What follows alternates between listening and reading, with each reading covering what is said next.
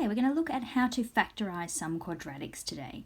So the first one we've got here is x squared plus 10x plus 21 equal to 0. So to start with, I'm going to write down my a, b and c. So when I am looking at my a, b and c, I'm looking for the coefficient of the x squared term is my a.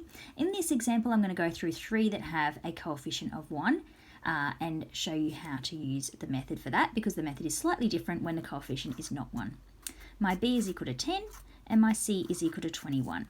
So I'm now looking for 2 numbers that will multiply, so I can write my AC is equal to 21 and my b is equal to 10.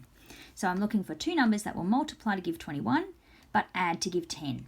So I know that 21 and 1 go into 21, but 21 plus 1 doesn't give me 10.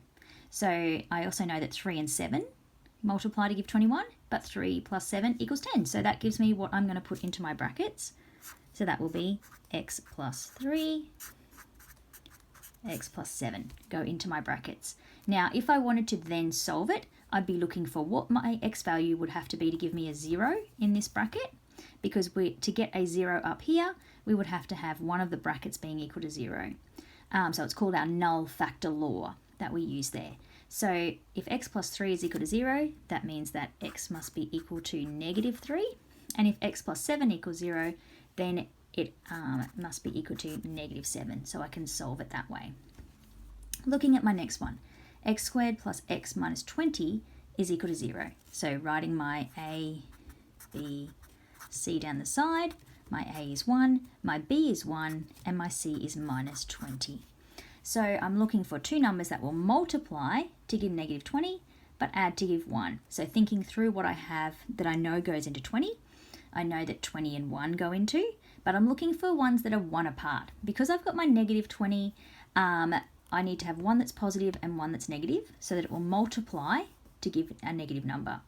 So then I think about what else goes into there. 10 and 2, they're not 1 apart either. I'm ideally looking for ones that are 1 apart. And then I've got 4 and 5. So I know that 4 and 5 are 1 apart. So if I make one of them negative, so say I made the 5 negative, 4 plus negative 5 gives me negative 1. Now I want to get a positive 1.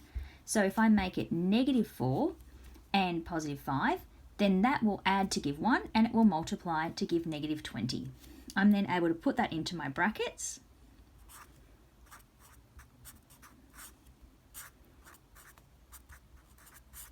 And then I can solve that by saying that x is equal to 4 or x is equal to negative 5. So they are my 2 answers for there.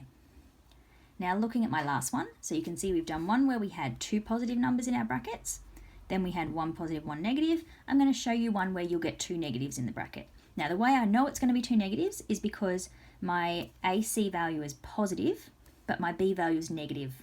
So the only way I can get this negative here is if I have some negative numbers in the ones that I am adding together, and the only way I can still have a positive here is if I have 2 negatives. So I'm looking for 2 negative numbers that will multiply. So I can write my A is equal to 1, my B is equal to negative 7, and my C is equal to 12.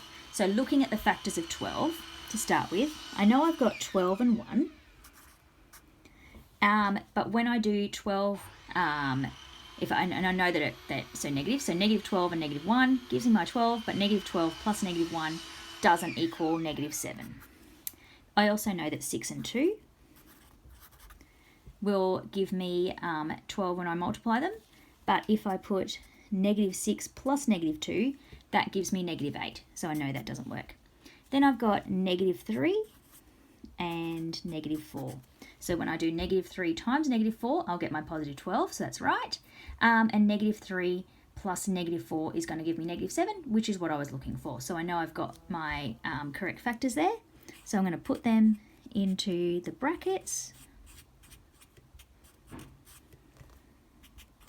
And then if I wanted to then go on and solve it, I could write x is equal to 3 or positive 4. So there are 3 types that we can get for factorising when there is a coefficient of 1. I'm going to also film a video when the coefficient isn't equal to 1 to show how that process changes.